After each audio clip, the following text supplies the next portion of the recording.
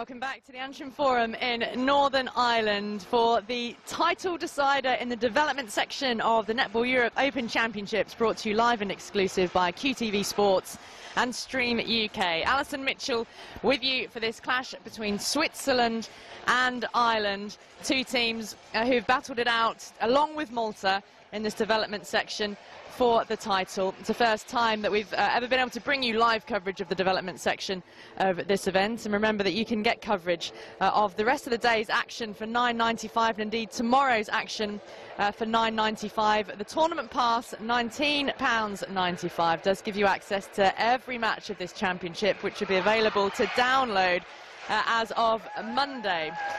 With me for this match, Lynn Carpenter, chair of Netball Europe and also former England international. This is really now Ireland's for the taking, isn't it? They're top of the table with 6 points. They've had some convincing victories over Malta and they've beaten Switzerland already once in the tournament. You would say that you've pretty, going to be a good game for Ireland. Having spoken to the Switzerland team just before the game, they're coming out here to win. They're not taking anything for granted. I think if you look on the evidence of the weekend's netball, Ireland have got to be favourites. Well, let's see how the teams shape up for this clash, and then once we get going, I'll run you through the different permutations of what would happen if Switzerland were to snatch a win for Ireland. Goalkeeper is Genevieve Slater, Wendy Howell at goal defence. Wing defence, Kirsty Owens. Centre is Niamh Murphy. At wing attack, Ali Higginbottom. Goal attack is Amber Piercy, and goal shooter, Jan Hines. So just the one change from the side that took on Malta earlier, with Murphy starting and Lucy Berry on the bench. For Switzerland, their captain is Claudia Almer. She starts at goalkeeper. Vienne Chantavong at goal defence. Wing defence is Caroline Littler. Naomi Clay at centre. Helen Stevens at wing attack. Laura Kehoe is at goal attack, and the goal shooter for the Swiss team is Tara Pencer. So that is how the two line up. Now, if Ireland win or draw, they will secure the development title. So they've played 3, they've won 2 against Malta, and also beat Switzerland 36-14. So they've played 3 and won 3. Switzerland, now they need to win. It would mean that all teams would be level on 6 points. Then goal ratio would come into the equation.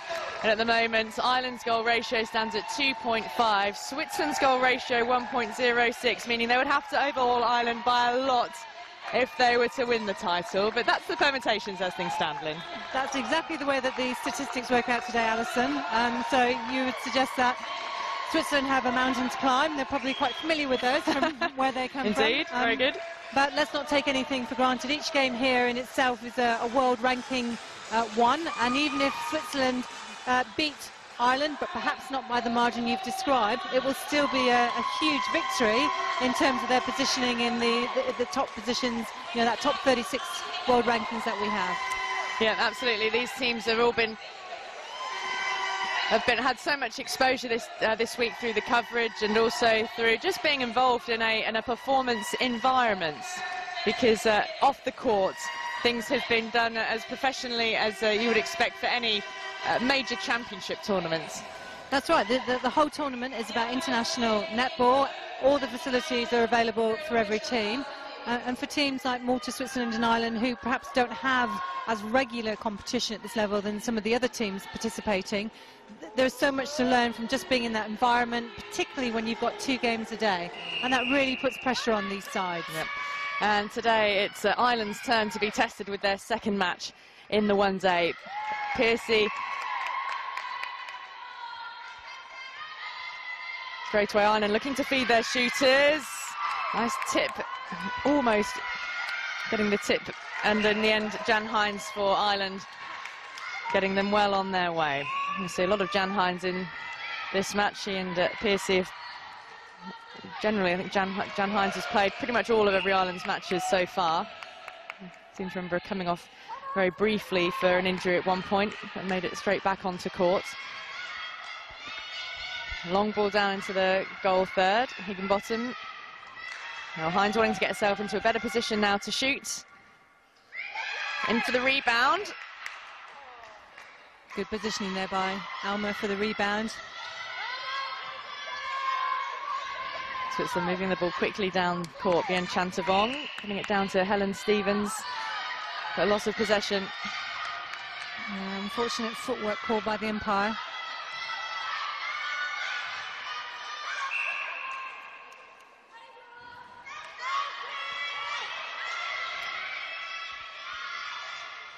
Cross court, Kirsty Owens looking to Higginbottom.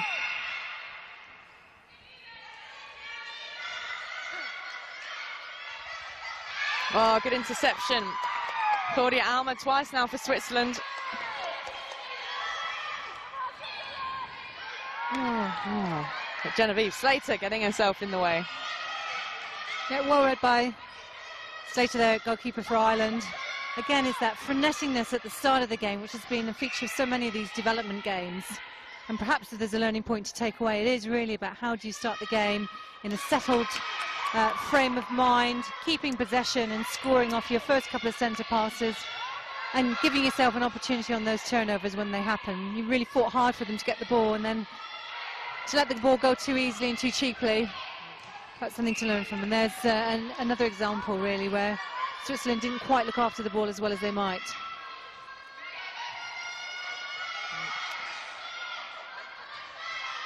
Higginbottom then on the edge of the circle. Piercy.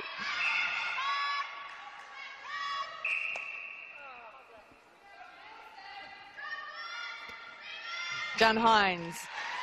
Ireland 2-0 up, but early on here. Then we're getting some stats through about the viewing figures for the live coverage as Switzerland win the ball back. Prime viewership is within the UK, but second best audience is coming from Malta, which is tremendously encouraging to hear. Oh, I'm so pleased, because for teams like Malta, Switzerland and Ireland, getting that visibility is what we've been talking about all weekend. These teams don't get the international recognition that our top teams do, and to have the opportunity here for live streaming and to show people more to what this is all about for them is got to be a fantastic opportunity. And my thanks again to QTV Sport and Stream UK for having the faith in netball and enabling us to show just how important the development sections of our netball really are. Well, let's hope it has some knock-on effect from Malta, people seeing as how they can perform and also what netball on the whole has to offer. Switzerland win ball back again. Some vigorous Swiss support here. And yet you can't help but watch these games and say, okay, these teams have something to learn, but you can't deny that they can play netball effectively, they understand the game, they're competitive athletes in themselves, and despite all the challenges in terms of funding, lack of facilities, all the players working full-time, lack of support in their countries from a governance sports council position, they still get themselves here and they're still competitive and they're still putting out good netball on the court. And I've got to tell you as well that after Malta, the next biggest audience is South Africa and then Switzerland. So big hello to all of you watching back in Switzerland, keeping an eye on your team in action here as they vie with Ireland, who are all out to try and secure the title. Naomi Clay, one of Switzerland's best players, a former South Africa under-19 international, but the interception from Slater coming out of position right up to the edge of that third line. Higginbottom. Hines calling for it, positions herself well by the post. Good goal. But 69 countries in all have been watching this live action. It's just phenomenal. I'm speechless, to be honest, and it's not very often that that happens, but the emotion that creates and the thought that we've got so many people in the world, it just goes to show that if our International Netball Federation, the INF, are watching, we really need to get live streaming at every single test match that we have, regardless of where people are playing in the world. It is that incredibly important. We need the support of our global governing body to make this happen for all these countries. And this being a subscription service, showing that people are prepared to pay to watch netball as well, which is just as important. Oh, timeout being called because Helen Stevens, the wing attack for Switzerland, will need a little bit of attention. Is that her knee or ankle? I think lower. Yeah, I think it's her ankle there, Alison, by the looks of it. 34-year-old Helen Stevens down there.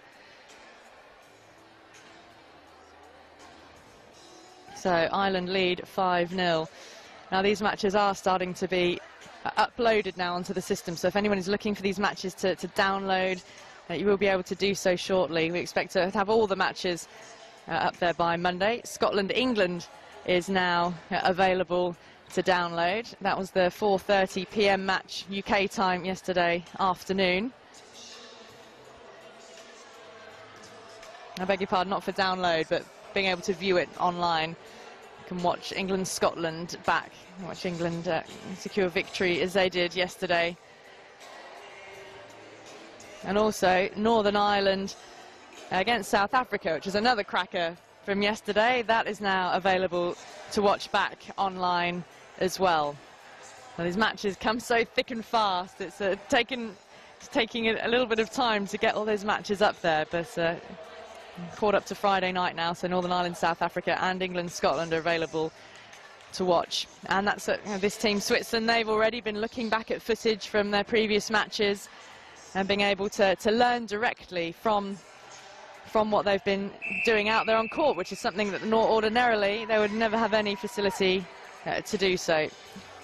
Many teams at this level won't necessarily have performance analysts. They don't have the video recording equipment or the ability to analyze it. So actually these events do more than just letting people watch it, which is absolutely our aim, but also to allow the teams to develop, which again is something that we're so passionate about. So Helen Stevens is off court now. A couple of changes for Switzerland, but Genevieve Slater still there, goalkeeper for Ireland, working that ball through the centre court. I think Slater's one of the Ireland players who's had a really good tournament. She's been really consistently effective at the back there.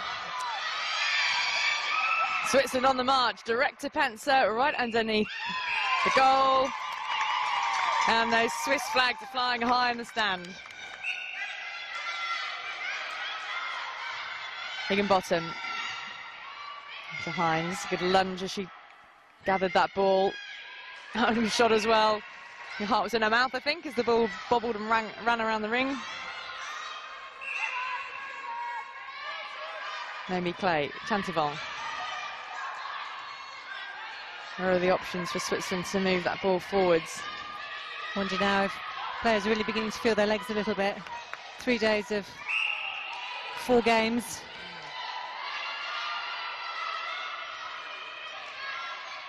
Oh, great interception, great vision there by Naomi Clay. And using that right-hand wing, another interception by the Ireland defence. Switzerland winning it back though. We've seen some pretty good shooting from Kehoe in the tournament so far. Not that time though. Ball at the moment is changing hands quite regularly. Another interception.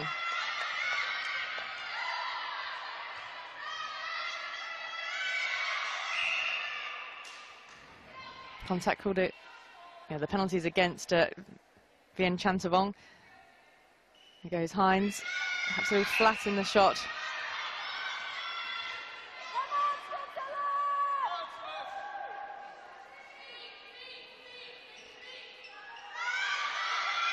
We're running out of options. By Switzerland defend there. They really did put pressure on Ireland, but ball into Hines under the post.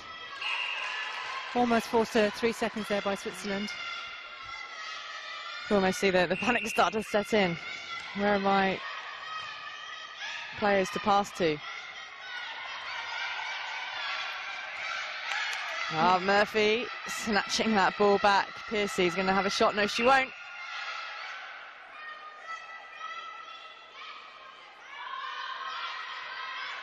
Alma and Chantavong are working so hard in there, closing down the options, getting in front of their players.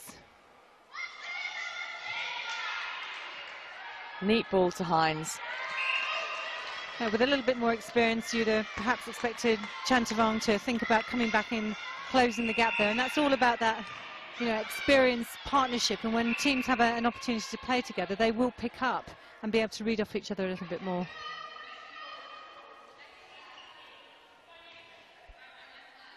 Umpire making sure players are in exactly the right place from which to play the penalty pass. Hobie early in the match, not too eager to try and risk a shot from so far out just then. Pencer.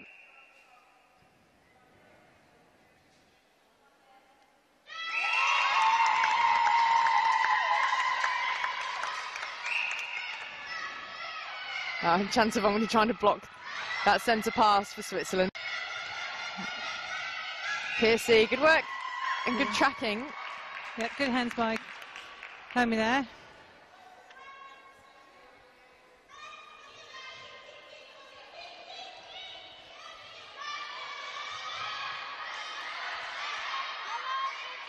Hines again. I'm sure Switzerland, having watched the footage and played against Ireland, are so well aware that Jan Hines is such a key target for Ireland beneath the post. And their biggest challenge is going to be how to try and mark her out of play as much as possible. Well, if you look at the court now, you can see that Chantavong and Alma are dropping back on Hines there, trying to put pressure on the goal attack to have to do more, bring the ball down. And she comes in. It's the right idea, dropping off to cut out the pass to her.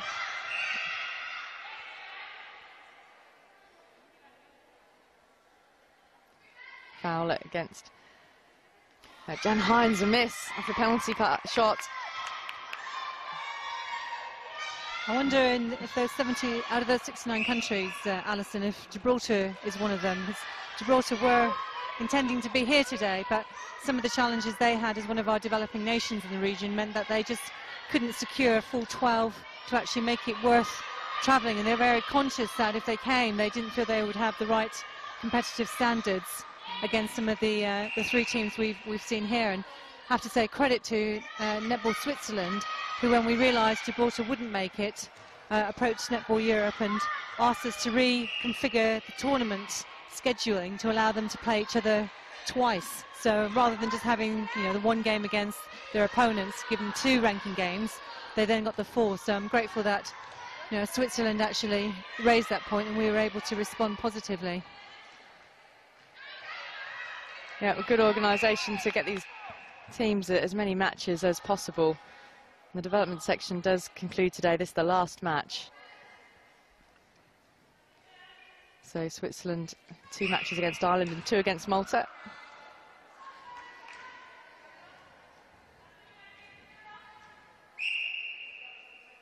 Pencer, another chance.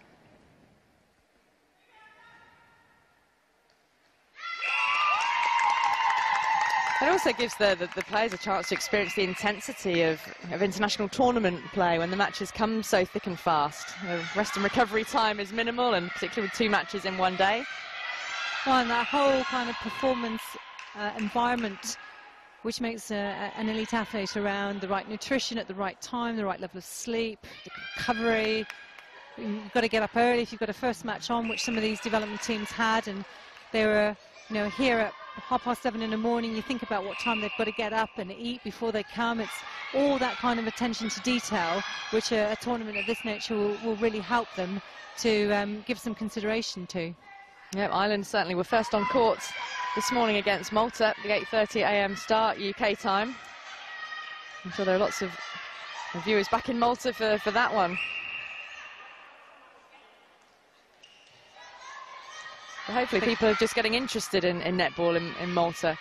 People watching, they start to know and appreciate the game and spread the word to others. Long shot from Hines. It's a great shot. She's pleased with that.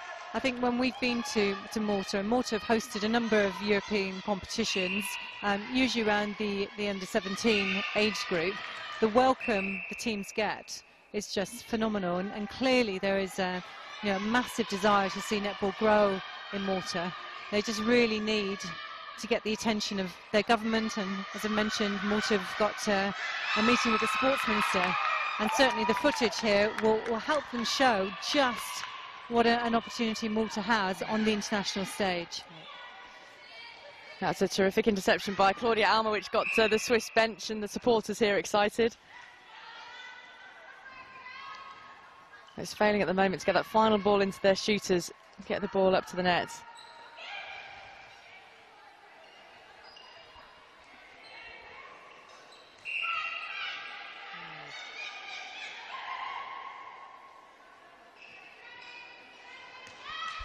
Good hands there by Clay, playing centre rather than her previous position, wing defence. We've seen her at quite a lot in this tournament. See versatility, and there, that was really good work by Tantavong and Alma. They did that sort of front and back positioning in the circle and reached that interception. Yep, doubling up, as you can see, on Hines. I think she's just got a bit of a knock in the eye, Hines. She'll carry on though. Tantavong doing a level best, which is preventing Hines from reaching backwards for that overhead, but then they've got to worry about Piercy if she starts shooting like that. Yeah, that was a great shot. Very confident. Seconds left in the first quarter. Oh, flying in Slater from out of shots. I think there's something in there about the awareness again of the opposition here. So if the Swiss goal shooter recognises that Slater's got a real ability to come out of court, while she's waiting for the ball and positioning herself in attack, something she can think about is actually, well, I need to put a bit of pressure on the goalkeeper here, keep her interested, but keep her from being able to fly out in that manner. And you know, just a sort of a thought from a coaching perspective. So Ireland 12, Switzerland 3 at the end of the first quarter. Remember, a win or a draw for Ireland will secure them the title in the development section. And talking about issues of funding, I was told a good story a little while ago by the parents of Jemima Watkins, who are here, English. They live out in Geneva, and Jemima Watkins goes to international school out there. But they were telling me about Oriane Colmy, not least the fact that she's the granddaughter of the former president of Switzerland, that's right. Micheline Colmy-Ray, yes. but also because she was part of the under-17 Swiss team that won the development title, the European development title. She couldn't afford to play both under-17 and the seniors championship. So in order to fund herself, to get herself here, she was selling cakes outside the co-op in Geneva. But at the same time as she was selling people these cakes, telling people what netball is and what it's all about, so spreading the message as well as gathering those funds. And that story, I'm sure, is typical of a lot of these players, the extent to which they have to go to and put themselves out there in order to simply play the game at the highest level. And I think that's where some of the bigger countries in the world have got to take some responsibility and share some of the resource that they have to enable our developing nations to be able to do what they do. And you know, not everyone has wealth, and even those who've got money have got very difficult targets to meet, and their funding is always at risk, as we know. But I mean, just that story highlights it's not only about raising the funding, but it's getting people to understand, well, why they're doing it in the first place. And you know, the shooter will be saying, well, what's netball? Well, what do you mean you can't move with the ball and only 2 people can shoot? And it sounds when we describe our sport, well, that can't be very exciting, but yet I very rarely meet anybody who does not watch an international game of netball and come away saying, wow, that was amazing. And sometimes I wonder whether comparisons with basketball actually help, because often people's retort is, what, you can't move with the ball, as if that is something that detracts from the game. But in fact, that is so much the skill of the game, the quickness of the pass, the split-section decision-making that's required, and also the strength required when players are moving at speed down the court to take that ball and not allow their movement to carry them forward. Exactly. And foul. And the pressure on these players' joints and ankles and knees and hips and backs is incredible, and they have to be so physically tuned to be able to put their bodies through that pressure on a regular basis without getting injured, that actually that stop-start is so much harder than the movement that's allowed in sports like basketball, in my humble opinion, of course. Shared, I'm sure, by many watching the coverage. So start of the second quarter, Switzerland trailing. Ireland putting them under pressure again with the ball in their attacking circle. And Piercy with an early shot for Ireland. She's there with the rebound. And in fact, it will be an Ireland backline pass.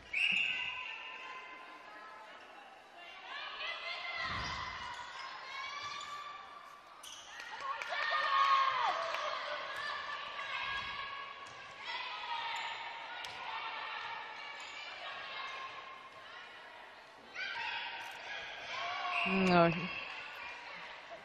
It's the right idea. She created space, bounced past to get around the tall defenders in there, but unfortunately didn't quite find its mark. Long ball in. Hines wasn't quite there. Is she limping a little bit? Oh, she's okay.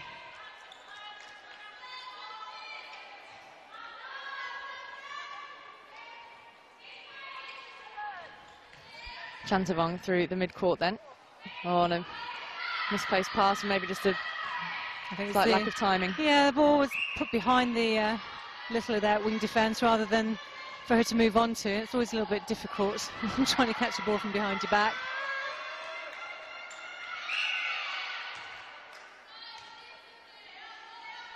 Chantavong's been quite impressive this tournament in defence there for Switzerland.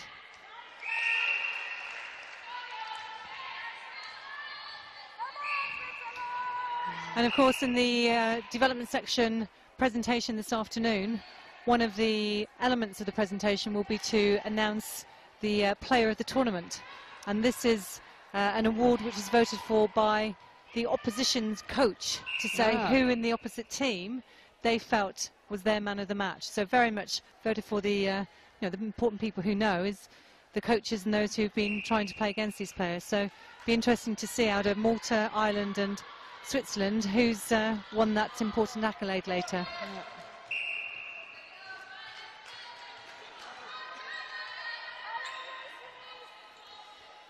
Well, Hines has clearly had a key role to play in Ireland and the number of goals that they have put away.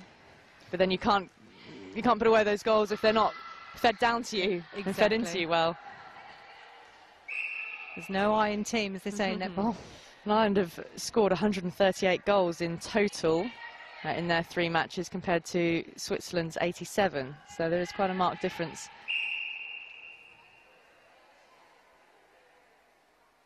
So a chance for Pencer for Switzerland.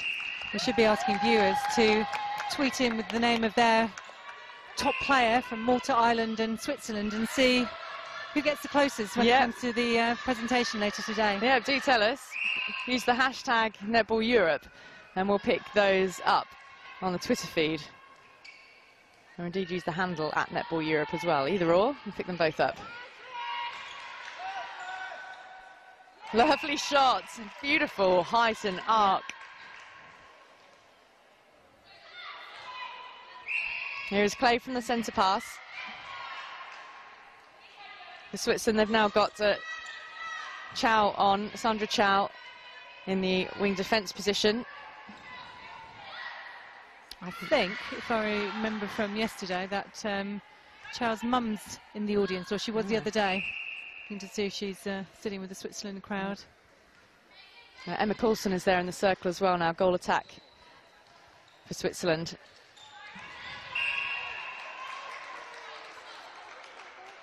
Coulson started their campaign on Thursday. Coulson, I think she got a little bit of a knock, a bit of an injury, but good to see her back on court. Yeah, she was a member of the first ever Swiss international team in 2010. But she's still only 19 years of age. So that, bringing them in young. That makes me feel really old. But the more netball can be played in schools as well in these countries, that will really give the exposure to the youngsters and just simply grow up knowing the game. And that's a challenge because in most developing nations, netball just isn't part of the curriculum. And actually trying to develop young club players, get people involved in netball, get them excited about the sport is always really challenging. Yeah. In Ireland, Gaelic sports are popular and push the curriculum, certainly. And I have to say, Ireland have competed really strongly this tournament, but it wasn't that long ago that actually they had a real challenge there because netball dropped out of the curriculum in Ireland. Their funding, stopped or was really difficult, and actually Ireland didn't put in that many appearances at the Netball Europe Championships at all. We didn't see them for a number of years, and they've gradually kind of got back through. Certainly support from their buddy Northern Ireland has helped, but they've done a tremendous job, and it just shows you what can be achieved when these countries set out to restructure their organisations.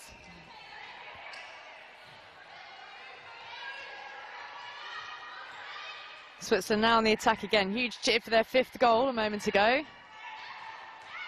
And they've got it through to Pencer. fact, she doesn't want to take the shot. Coulson was asking for it. A good overhead. As Pence was under some pressure from Slater. She'll leave it for Coulson to have a go.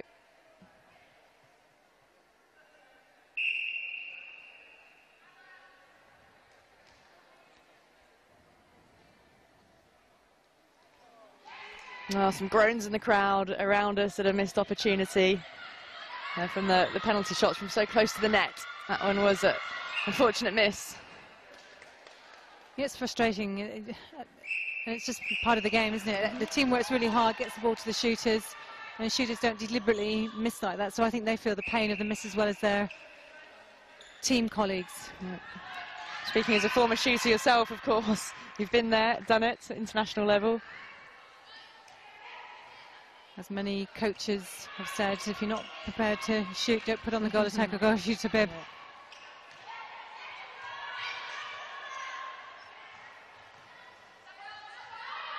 Oh, well terrific interception. Niamh Murphy, the Ireland captain.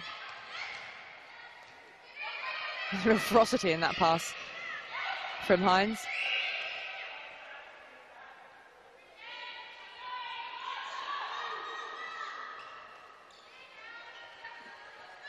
Piercy, Higginbotham there.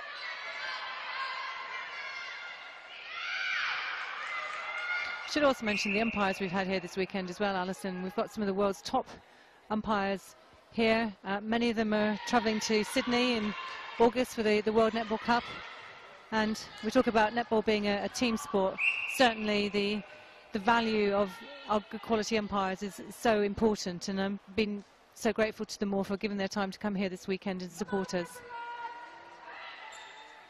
And what mix of nationalities make up the umpires group? We have a mixture here this weekend. England, Wales, Scotland and Australia. Our Australia Gemma is based in London at the moment. So I was going to say, good journey to make for, well, for a four-day tournament.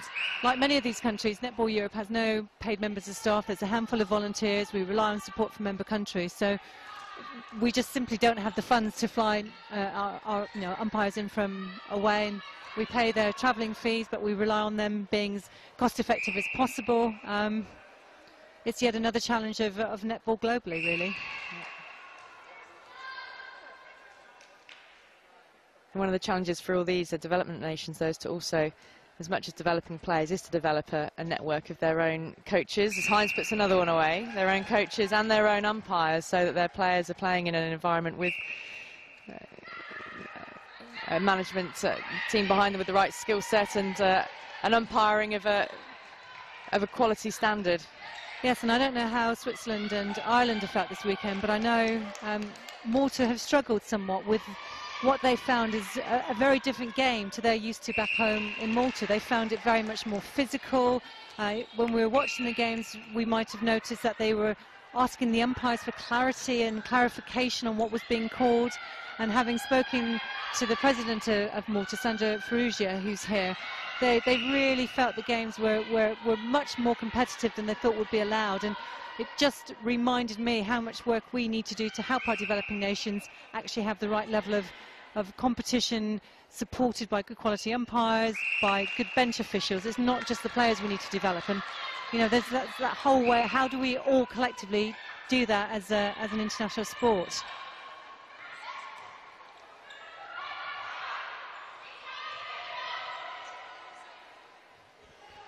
And one topic we haven't touched on this week is the idea of mixed netball. So that is very popular in countries like Australia, isn't it? I mean, just looking at, there is a male umpire on court here for this match today. And do you need to have played netball in order to know and have the feel of how to umpire the game? Wow. That's an interesting point. Ian Fuller, who's the umpire you're talking about, has indeed played netball, and he's played it to a very high standard. He's played men's international netball, and indeed, when I was playing netball many years ago, one of the games that we found most competitive, helping us, was playing the men's netball team. It's always a really interesting debate. The International Federation says our unique selling point as a sport is we're a women's only sport. We're one of the only few in the world that is a women's only sport, and that's what makes us attractive to certain sort of niche markets in terms of marketing and sponsorship. I think it's a question that's really valid to raise, and actually Australia and New Zealand are grappling with, do the men affiliate to the main bodies of Netball Australia, Netball New Zealand? You know, it's a really difficult one. I think there's merit both ways. That was a super shot, by the way, from Amber Piercy. Now, from a social point of view, there are a number of I know mixed netball leagues in London that are very popular. And that also just helps to bring in a wider audience to the game as well. Simply a greater number of people who understand the game. I think anything that can broaden the appeal of netball, and maybe whilst we have our pure sport that you see today, netball's already developed its fastnet game, and that's netball but not quite in the same format. It's a different audience, it has a different appeal, it's a more kind of celebratory festival type competition, still really important. So, you know, maybe the netball world needs to think really strongly about how do we embrace all of the people who play netball while still being true to the values of our sport.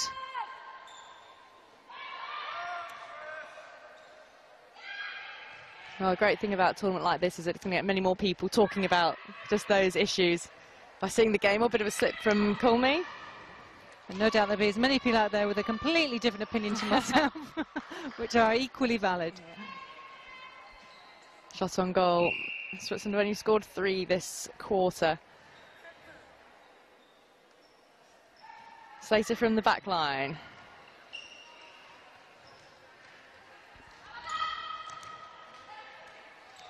That's a good great take time from to deception. Yeah, Chantavong.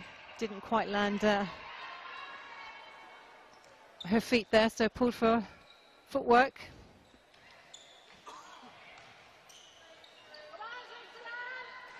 You know, look at the Swiss side. They've got Sam Breitman, only 24, as their coach. She flies into Switzerland, so she's not able to be there all the time. And they're developing their coaching structures as well. But I guess countries will be looking at the ambition of how do they develop what they've got here, which is a really good, talented pool of players, keeping them interested in the sport. And I was rightly reminded by somebody in Switzerland that most of these players are Swiss nationals, or married to Swiss nationals, so committed to Switzerland. So when you take that into consideration, the future looks really bright. Yeah, Switzerland, I think certainly people think of it as a country that has a large population of expats who perhaps come into the country for a number of years, a period of time, but then maybe move out. But they've now got a base of players who live in the country and will be there for the long term. And that's going to mean that they will see netball through, and then perhaps the generation of players we're seeing on court now, maybe another 10 years' time, 15 years' time, they will be the coaches sitting on the bench for the next generation.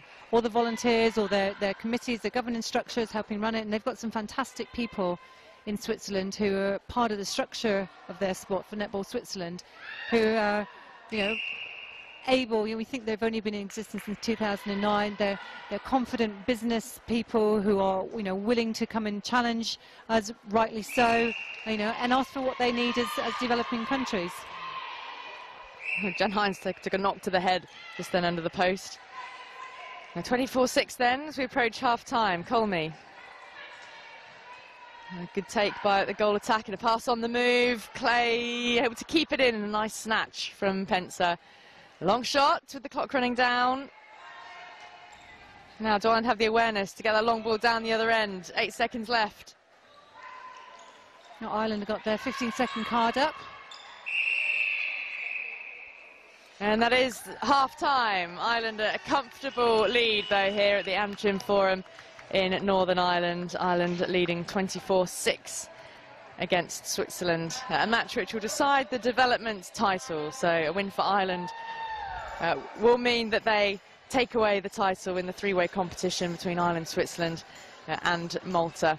And all those flags that you can see on the table of the officials, and they're in front of the double doors. Don't be confused at seeing a Trinidad and Tobago flag and a South African flag for a European competition, because those are two invitational sides that have joined the European performance elements of this competition, and they've really helped to raise the standard and provide additional challenges for the home nations of England Wales, Scotland and Northern Ireland competing for the European title. And we've got ambitions, Lynn, to extend the number of invitational teams. Or do you think 2 has worked quite well for this tournament? Well, I think it's worked brilliantly. I think it's given European netball some variety to play against, and in a World Netball Cup year, I think that's been a great opportunity for our players.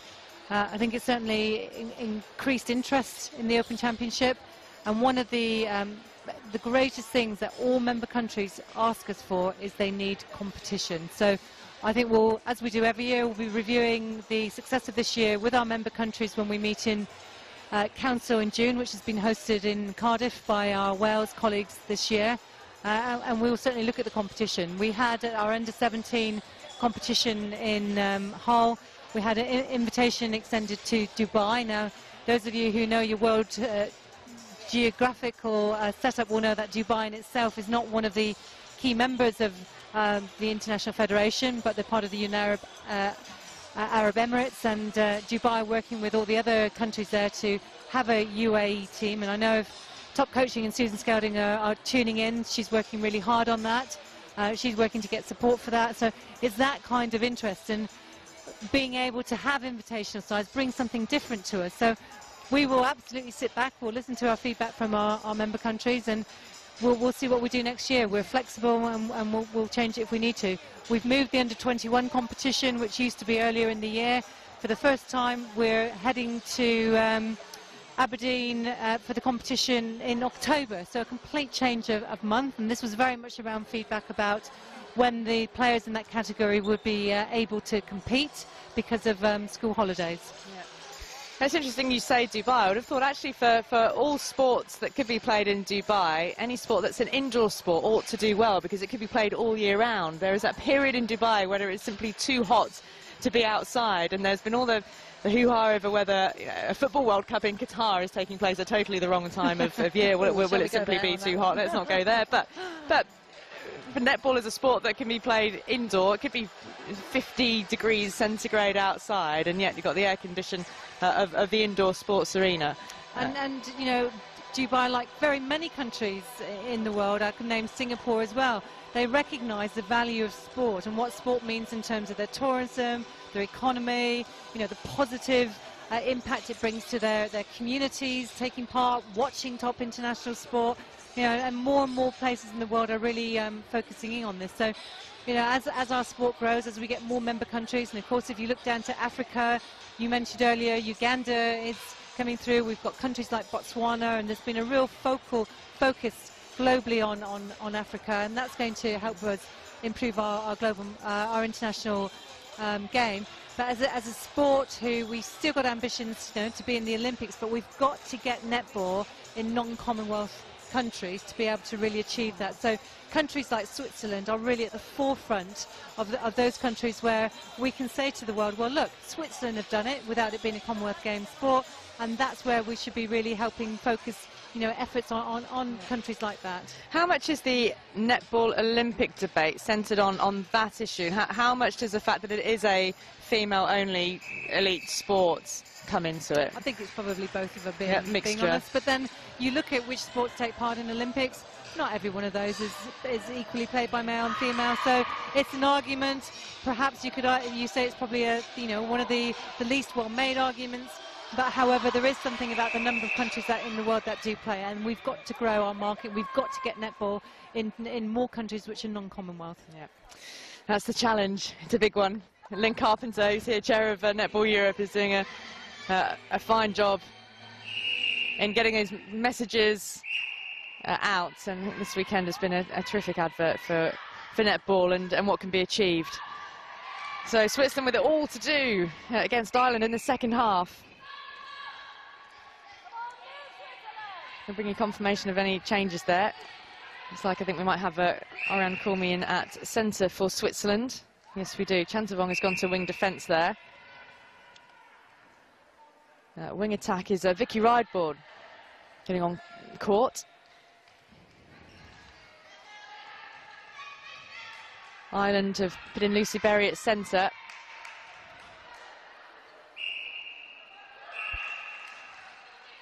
They've also got Sasha Shipway's wing attack for Ireland now for this third quarter.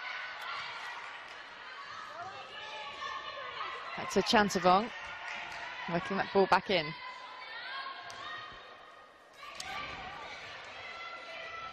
Quick ball from Ireland to Hines if they can. And got herself in a great position to take that overhead pass. I think Hines is perhaps indicating that there's one or two little bits of contact in there. She's touching her face, and I don't think it's deliberate in any way. It's a highly competitive game in the circle. And Galma is showing her experience as the captain of Switzerland. And Hines isn't an easy player to play against. She's very experienced, very competitive, but Galma's really being competitive in there against her.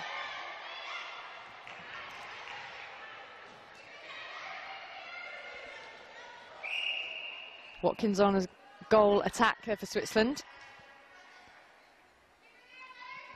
Of course, the overhead.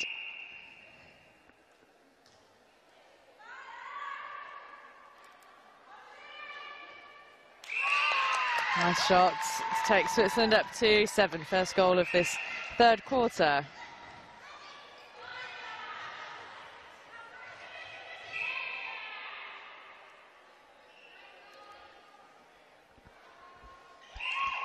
Well, Naomi Clay dropping back. We've seen her play centre, we've seen her play on the wing, and now she's playing goal defence. True versatility. She certainly is. She's obviously Sam Brightman's aware of Tracy Neville's philosophy about players being able to play in one position, and Naomi Clay's definitely taking her part in the game of being able to do 3. Ticks all those boxes. Hines desperate for that high pass, gets it. Naomi Clay, not the tallest to be in the circle up against Hines. Hasn't got an easy job of it, that's for sure. Centre pass going over third and out of play.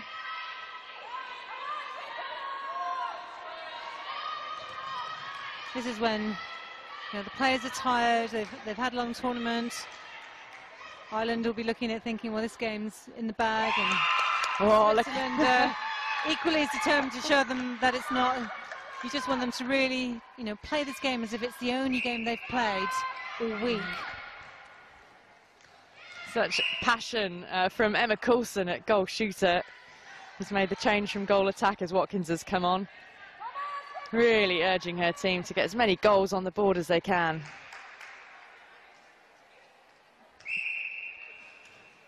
A pair of tall defenders in Slater and Wendy Howell for Ireland.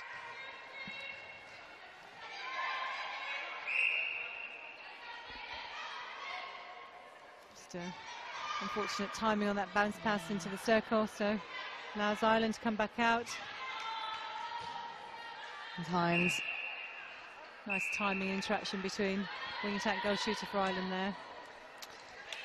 Well, Oriane Colmy, who's now playing at centre, and Jemima Watkins, who's down at the other end as goal attack, were exchanging notes earlier on in the day about which exams they've got to sit when they go back to Switzerland and go back to school. Both 17 years old. So it's trying to fit your netball in around, well, not only for those who have jobs to take time off work and persuade your employers that you should be given that time, but also those who are students to try and still juggle their study around the netball commitments.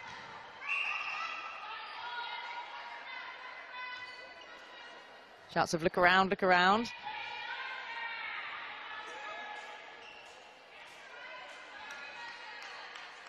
Oh, second time lucky. Funny, isn't it? There's a balance when you play international sport, and there's a lot of talk about, is it better to have full-time athletes so all they ever do is, they just concentrate fully on their sport and they have no other distractions, or is the model where they sort of half-time athletes, they do some work, so that keeps that healthy balance between their minds being active and able to concentrate on other things as well as their sport? Or, are they in the ball court where they've got no choice and they have to work full-time and they try to fit their sport around, the space outside of that they have? Yeah. There's Naomi Clay getting some treatment there, calling the timeout. I think for professional sports, we're seeing more and more now a realisation that for professional athletes who are full-time in training, full-time in their sport, that actually they maybe need to drop back and afford a little bit of time to actually plan for the future, because a career in sport can end very suddenly if that is your profession, whether it's injury, whether you lose form. And therefore, sportsmen and women do need to have some form of education or real-life work experience behind them, and some choice that they can move into the, if you like, inverted commas, the normal world, get a normal job, or a proper job, as some people say, after sports being such the dream profession. Yeah, and I think that's a really good point. The lifestyle of the athletes who, on the one hand, are lucky to be able to devote as much time as they can to their sport. They have enough sponsorship or funding opportunities to enable them to do that. Oh, look at that! That was amazing. That was a really good move by Ireland. Good shot in the end of it. But I think there's a commitment that sporting bodies, national governing bodies need to have to their players, which is thinking about the whole player, which is what do they do when they either retire because they're at the end of their career, or they have to retire unfortunately due to injury. And I have seen many players who have had nothing to go to, and it's not just netball, but it's, it happens in many games. I think we're much better than we were, a decade or two ago, and we recognise it's important for the individual to have that opportunity.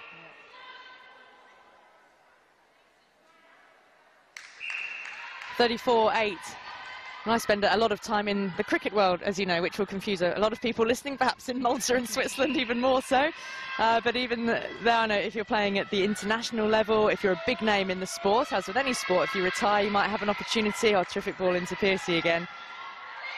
You might well have an opportunity within your sport or within media, because you will have a profile. But there are, for every one player that has that sort of opportunity, there are countless players who are ploughing their trade day in, day out, playing sport domestically as professionals, who don't have that profile at the end of their playing career.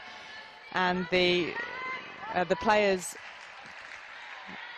the Professional Cricketers Association, which is the players' union, really does some terrific work in cricket, I know, in terms of making sure players get out and get some real-life work experience, whether it's in a newsroom, whether it's doing a plumbing apprenticeship at the same time as their cricket, or learning some accountancy, whatever their chosen area might be, but just making them alert to the fact that your career might not last, or it certainly won't last forever, and actually to have an awareness that some additional skills will be vital for when you finish playing. Definitely. And these players who we're seeing on the court now probably will never have to make that decision, because they're in they have to work. They don't the have other end of the scale, where the work is the majority of the time, That's isn't it? They don't have the choice. And there is a responsibility, I think, sports like netball have to those players who do commit at that level to full-time sport, that they have something that comes out the other end of it. And you can't just have players who we use them for their ability and then so, well, never mind, you're not selected anymore, off you go and find your own way in life. And I can mention a dozen players that I can think of that's happened to. So now the sport's much better, and actually sport globally is growing in terms of opportunities to stay in sport, be it through coaching or in other forms of the game. But at this level, we're not even at the opportunity where we can say to these players, make a choice. Would you like to be full-time professional athletes, or would you want to carry on working? And when you look at the game today, the quality of the play that they have for the amount of time that they have free to do it, I think is a credit to them, it's a credit to their governing bodies. Yeah, it really was so much commitment from these players. And Claudia Alma has the distinction of captaining her country at netball when she's not working as an IT manager. But in the last 6 minutes of this quarter,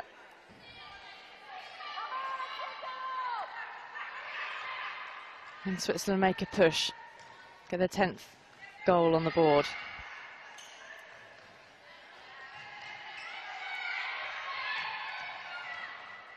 When you look at the scoreline, if you hadn't watched the game today, you'd say, oh gosh, this is going to show two teams that are miles apart. And yeah, Ireland are clearly in the lead, but there's so much that's good about this Swiss side, and some really good players in there.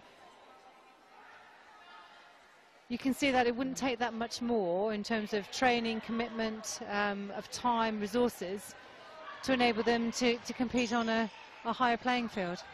Yep, just having that extra time to do not just the ball skills, but the strength and conditioning work as well, the core strength, which is so useful for balance in netball.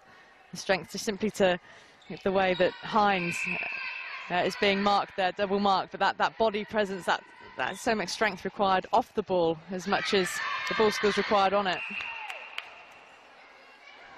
Great interception there by Oriane Colmy getting into the mix. There. Jemima Watkins at goal attack doing her best to mark off the ball. Piercy. 1-2. Piercy again to Hines. Well contested by Chantavong. Chantavong is moved back to goal defence after we had that timeout for Naomi Clay. Clay going off and Chow playing at wing defence now. He has to bring that ball forward by the umpire.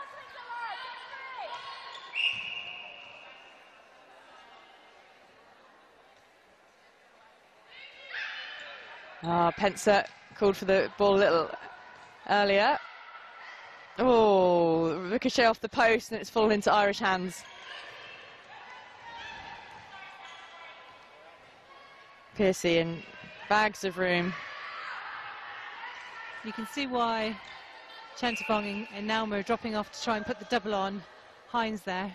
And that can be effective with some teams, but you've got Piercy out there at goal attack who's almost taking advantage of her freedom on the court and playing around it and by driving in the circles, pulling one of the defenders off and then creating space for Hines, and Ireland just popping the ball into her at the moment. Good defending there. Chantavong got a vital hand in for the deflection. Chantavong looking for options as a sea of white dresses in front of her. Deep ball, too deep. Trying to find Jemima Watkins. I think that must have been 5th or 6th interception Slater's pulled off now. Reading the game well, coming out the circle.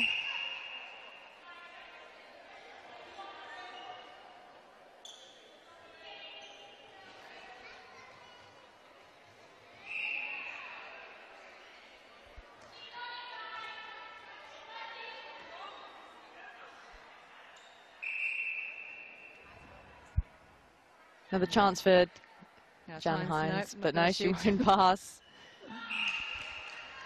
That's a dilemma there, isn't it? Both the defenders are out. You've got a shot on goal. Do you pass or do you shoot? Got to take a judgment call on just how far out you are. Watkins.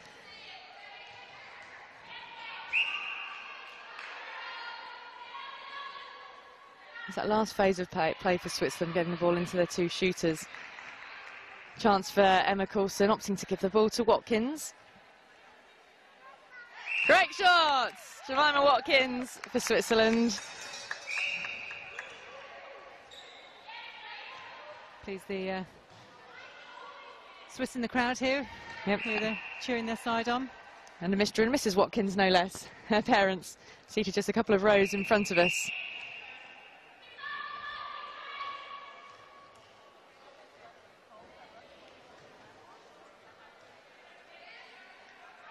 Oh, the interception again. So effective, Slater, in coming forwards out of seemingly nowhere. You wonder if Switzerland want to just sort of tempt her by faking the ball down there, pulling her out and then passing it straight into the shooters, which hopefully will be free under the post. Now Switzerland still have possession. Called offside there against Coulson.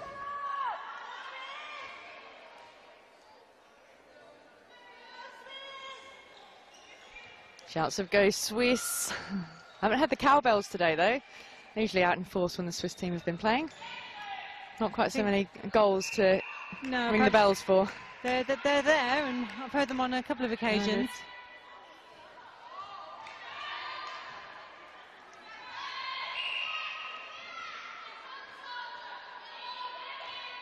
30 seconds left in the third quarter. Penalty Yeah, pass or shame shot. that. She was really read that pass well, got a hand to it, tip, but was found to have contacted Hines at the same time. Ireland needs to be aware there's only 15 seconds left.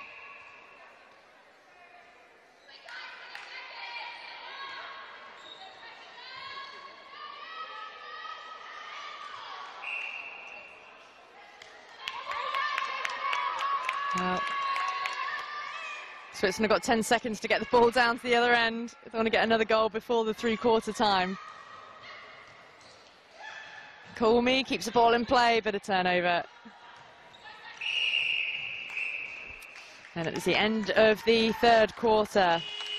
Well, just the 4 goals to Switzerland in that quarter.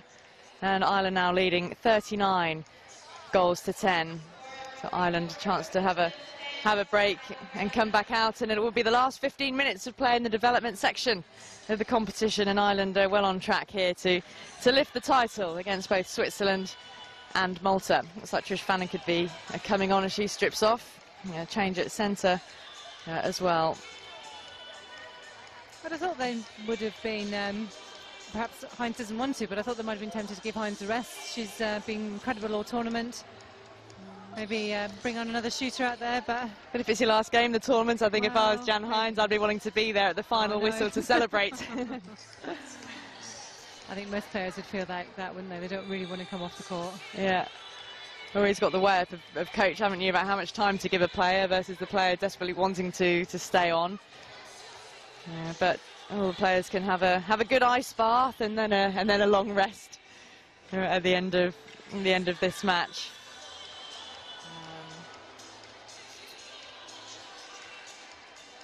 Yeah, they've got the couple of the performance games later on today to watch. You might find some of these players will come back and want to do that before the presentation ceremony about 4:30 this afternoon or so.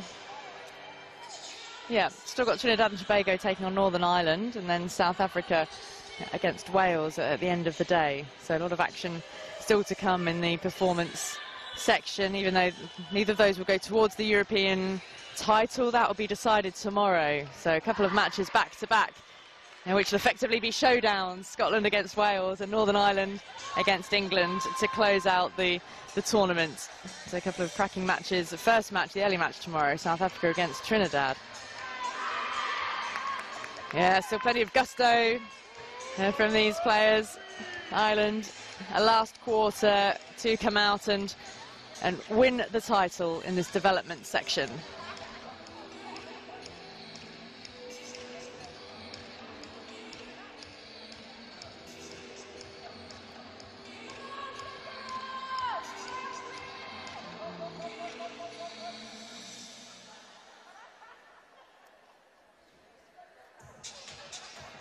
Umpire's finally ready with the ball to start the fourth and final quarter. Ireland with the centre pass. Straightaway support from goal defence. Quick pass down to Jan Hines. Yeah, Ireland have made a switch there. Slater's out at goal defence in this one now. Hines is getting called for contact. So Switzerland have the opportunity to bring the ball down for their first goal this quarter. That's a change they've made quite often at the end of in previous matches as well. Kate Birmingham coming on as goalkeeper.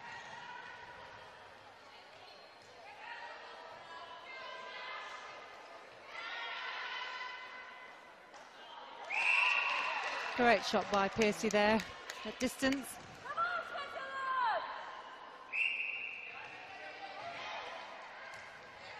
$30 goals in it for Ireland so far. And Piercy trying desperately to keep that ball in play.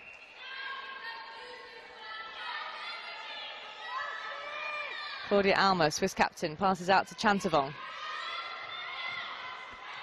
Now Chow.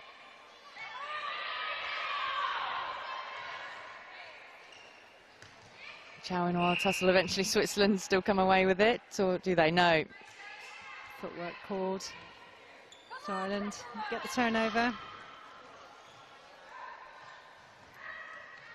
Slater can play a more dominant role now, playing at goal defence. Cover more ground.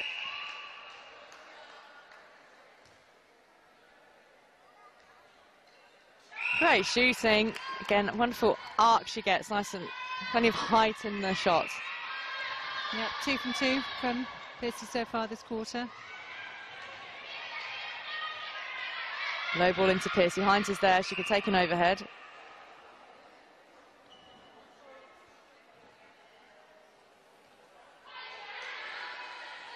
Well, contested by Jan Hines on the rebound.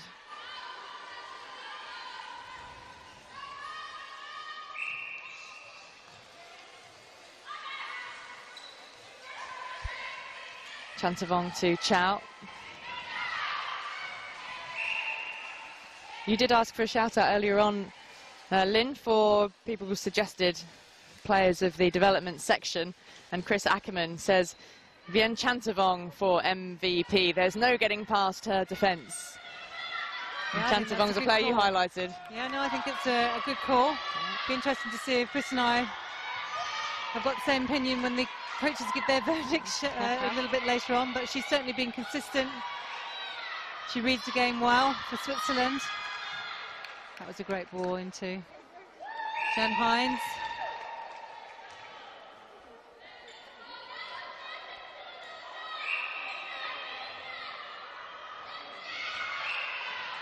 Good interception there by Chow.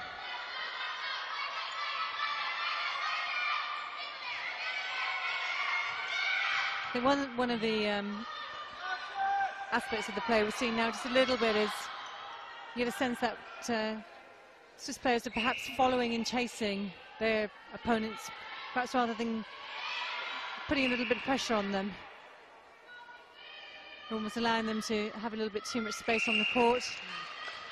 I do think the pairing of Alma and Chantavong has been really effective for Switzerland.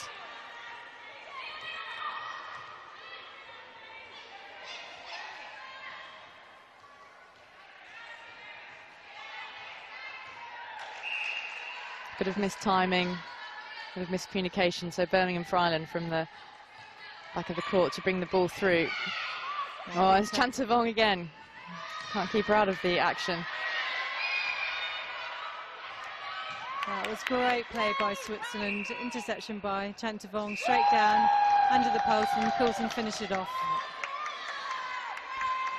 They need a few more passages of play like that. Piercy. Owens, long ball down to Hines. Gathered it well with the one hand. The Ireland have been very slick themselves at times. Not received by Switzerland there, unfortunately. So Ireland will get the turnover.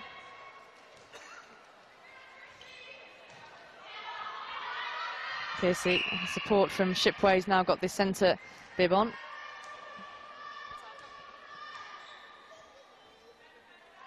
Hines being double marked again. Well, they saw then Chantavong just drift away towards Piercy.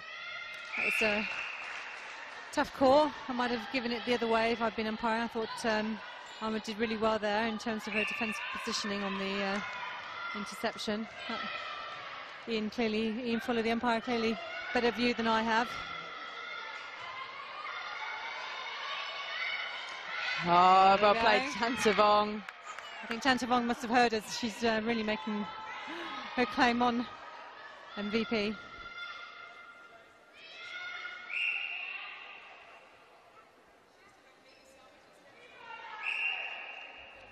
Be interesting to hear what the viewers think about the whole mixed netball, men in netballs debate as well, and what views are held out there, all those countries who are listening to us. Yeah, well, there's been plenty of viewers in Australia, where mixed netball leagues are quite prolific. Have you got any thoughts?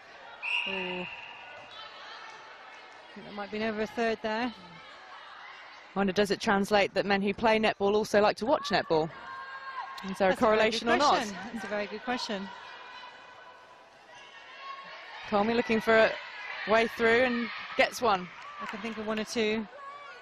Big Colin, for example, who plays men's netball.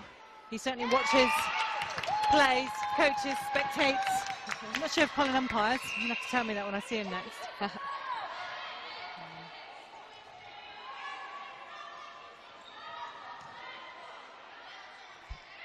Comey again has to pause a moment before she finds Rideborn. Wing attack.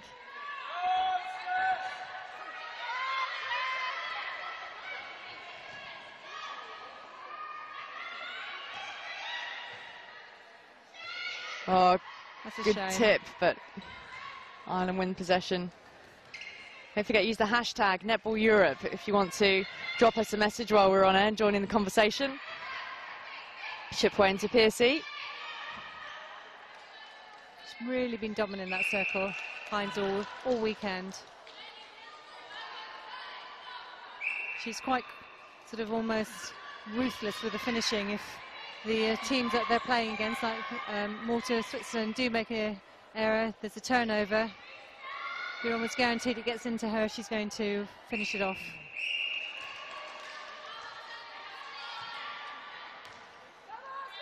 Midway through the final quarter, Ireland with a substantial lead, 48-12.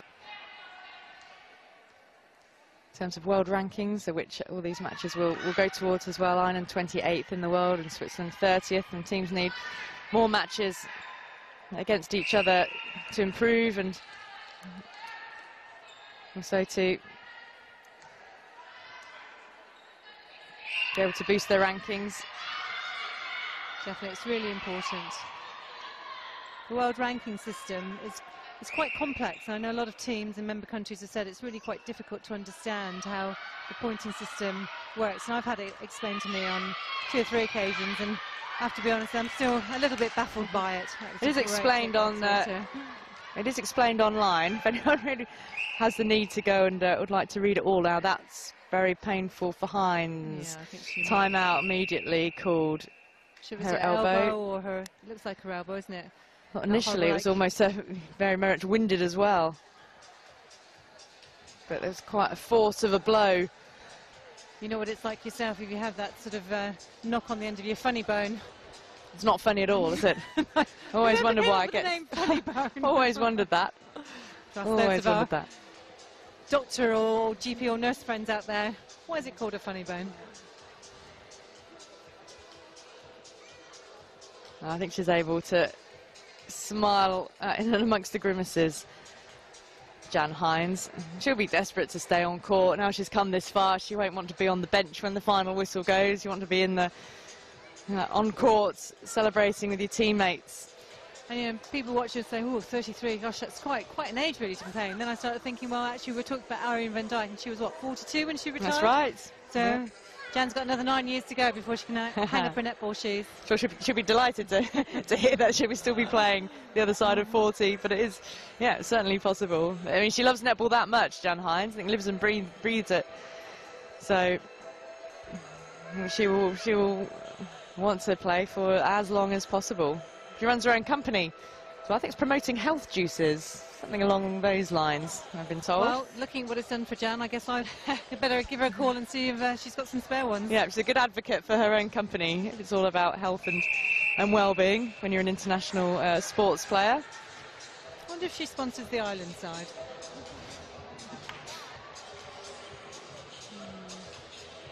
But over 60 caps for her country.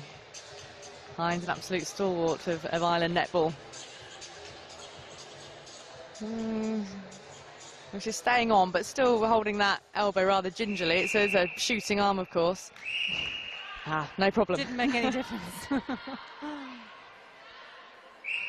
Call me then. Centre pass from Switzerland with 6 minutes to go on the clock. Come on, Switzerland. A last burst from them would be ideal, just to show what they can do and what they have done in this tournament. 2 wins over Malta so far. Well held there. Yeah. Oh, wonderful! Every goal celebrated if it's a victory. And it is a minor victory in itself in that circle, the battle between the shooters and the keepers. Now Chantavong is on the ground, and she might have requested a timeout just off camera then. I think she was calling for the umpire to call time because of her trainer, but of course the rules now don't allow play to be stopped when a player's trainer comes off, unless it's in a dangerous situation or might affect somebody else. Play goes on. Is it just down to you to do up your shoelace, or do you have to step off? Of course, she's lost her actual shoe this time. That's twice now. Again, is this a slight lack of awareness of the rules?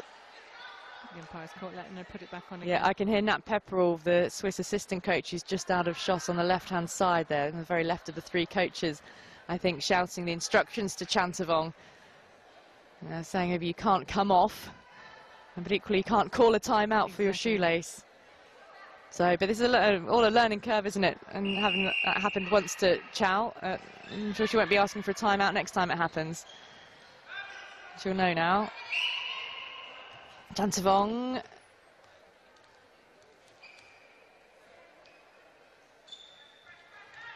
Piercy out of the circle to take that.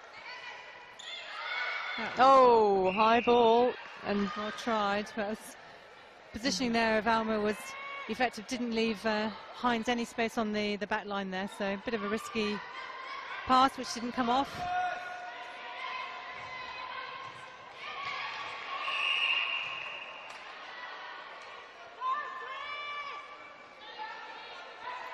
Chantavong gets the ball moving, Switzerland almost off balance.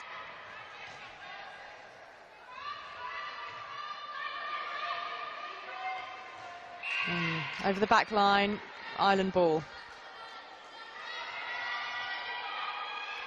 Lacking in options there by Switzerland. Out of court.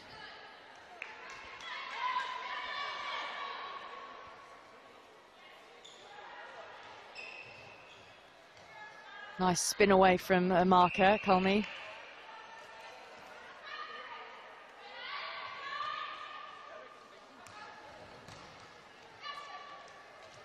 Slater, nice break through the centre by Shipway, but the foul and Switzerland's ball.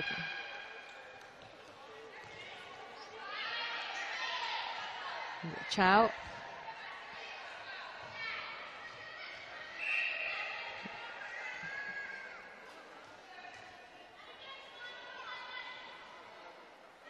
Into the circle then.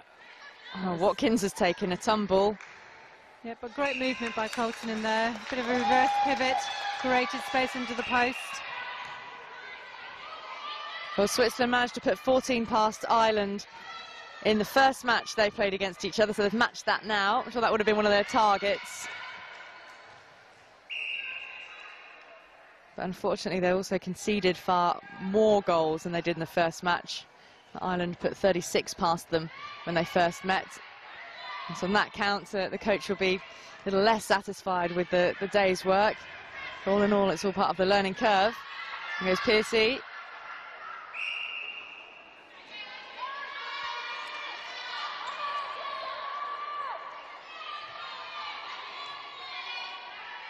Switzerland being urged on. Good pick up from Slater, well aware of the loose pass. Using the pockets well, Ireland. Yeah, Chantavong and Alma putting on a double marking there on Hines, and it's worked well for them. They got the turnover.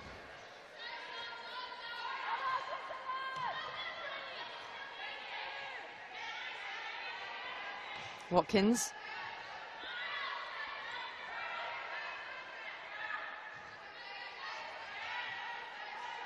That was well read by Slater there. Yeah. And able to find Jemima Watkins, who's penalised Slater through the centre court. And the rebound off the post allowed 51. It's the second one of those she's had this tournament. Yeah, luck's on her side. Jan Who Hines. said the luck of the Irish? Oh, that's pretty good effort at a commando roll by Jemima Watkins, back up on her feet. A nice interception. Claudia Alma getting the ball back into Swiss hands. A minute and a quarter left. Watkins.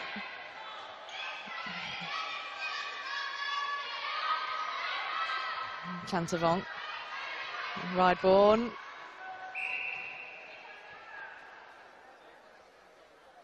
It's a shame. They worked the ball in well there and got pulled back for the contact, perhaps rather than the advantage, which might have been what they would have been looking for.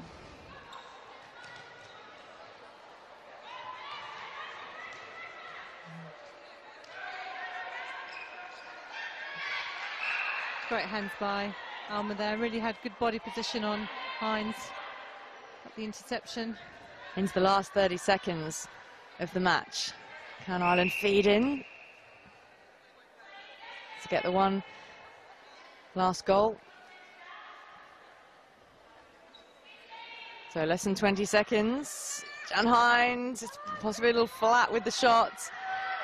Fanning, got to get it in that circle where the clock's ticking. The backline throw. Now can Switzerland get the ball down the other end? It's the end of the match and the end of the development section, and Ireland champions with a 51-14 win over Switzerland. They take the title in the triangular European development section series between Switzerland, Ireland and Malta. Been a learning curve for a lot of the teams involved. Ireland is showing a level of dominance over Switzerland, winning 51-14 and taking the title. Look, Lynn Carpenter, the hugs that are being exchanged between the two teams. A lot of friendships made in tournaments like this, as much as the competitiveness out on court. Well, I think genuinely all the teams want to see others do well. They want to be competitive on the court, but they all know that they need each other off the court, and that's what makes our sport such a genuine pleasure to be in. Netball is about a worldwide community, and you can, know people in England, and you can pick yourself up halfway around the world, and you can drop back into another netball community. And I think that's what makes it really special. And as you can see there, the camaraderie off the court is just amazing. A huge congratulations to Ireland. Massive hug that Jan Hines is getting there, and Ireland can celebrate now. They've been impressive here, played 4 and won 4, winning both matches against Switzerland and both against Malta, and in 3 of those 4 matches putting 51 goals away as well. Yeah, so Ireland finish, as you rightly say, Alison, the top of the league. Very impressive goal difference, been very dominant in terms of both attack and defence, really, and very worthy winners of the development section champions for 2015. Well, Ireland will celebrate. We will be back because we've still got 2 matches to bring you this afternoon. Trinidad and Tobago take on Northern Ireland at 4:30 UK time, so in just over half an hour's time, about 45 minutes. And then we conclude the day with South Africa against Wales at 6:30 UK time. So that's how day 3 has looked. We will be back then for Trinidad Tobago against Northern Ireland. Join us in 45 minutes for that. But for now, congratulations to Ireland, development section champions of the Netball Europe Open Championship. From me, Alison Mitchell, for now, bye-bye.